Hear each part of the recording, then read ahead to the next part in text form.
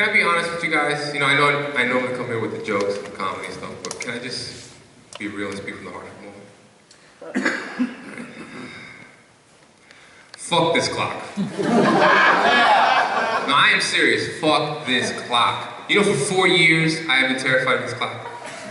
Since I was just sitting down in the audience, just like you guys, I would watch people get cut off in the middle of their sentences. I'd be like, what? That is the worst. I said, what if I had to prove my point and it didn't get proven? That's the... So the point of how I created sets for this place changed completely. I had to, you know, shorten jokes or shorten stories or just straight out cut them out completely because I was afraid I'd get cut off by the clock. You know, there was times where even being on stage, I'd have to rush through material, which would affect it, and then, you know, that bothers me because I have to watch it on YouTube. You know, and it's just like moments where, like, I remember I did this Celine Dion thing where I said I love Celine Dion, I think she's an awesome singer. And I was like, yo, that bitch can really sing. And I remember when I said that, I can feel the tension, kind of like the way it's just happening right now. It's just like, oh my God, did I go too far? There's no shame, just, you know, not allow you to say, you know, refer to women as bitches. I understand that. But then I tried it again. I was like, I have a hunch. So the next time, right afterwards, I came back and I did this long-winded story about car crashes. Yes. It wasn't that funny. But it was a purpose. I had to do what I had to do so I could get to the crescendo, which is just basically calling my sister a bitch, which everybody loved.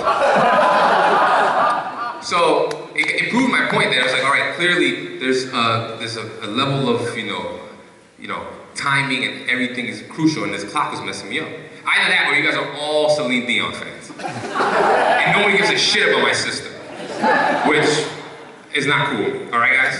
But, so, point is, I'm calling this year the year of no fears. And I'm getting over all of them. And so tonight, for the first time, I'm gonna let this clock cut me off. I can't even say it right because it hurts my soul. I'm gonna let the clock cut me off, guys. All right. But you know, I'm back. I'm back from New York. Yeah. You know, as you can tell by my high level of energy. Yeah. And but I actually drove back across country, which isn't the first time I did it, but it is the first time I did it by myself. Which, if you ask any trucker or 20-year-old, that is really, really hard to do by yourself without caffeine or cocaine. It is damn near mission impossible. I did it though. I kept myself focused by the fact that this is such a hard mission that whenever I nodded off, I was just like,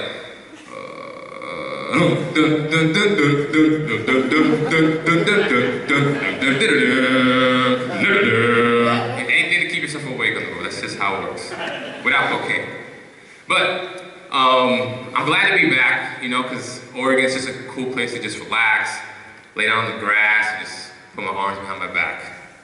You know, mostly because being on the road fucks up your tan. Did you see this? Look at this. Look at that shit. 2 shades away and I'm getting penguin insults from people for sure. I know this.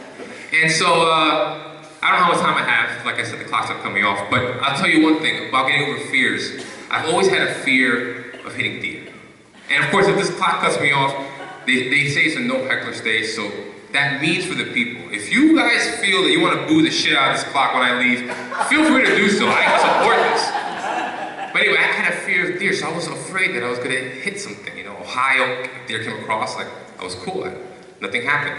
West Virginia, Nevada, things happened. Don't worry about it. I was like, hey, don't you fucking dare about it. I kept them on their clear.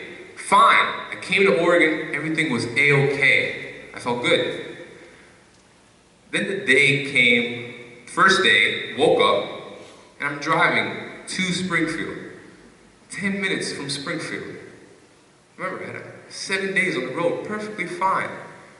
I look over to my peripheral, and I see this motherfucker right here.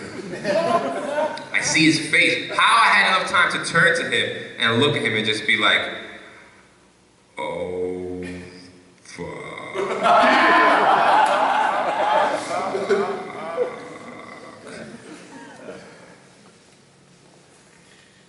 It's a brand new car, guys. It had a perfect situation. No, not a lot of 1,000 miles. I was there. I had that moment to myself. Just like,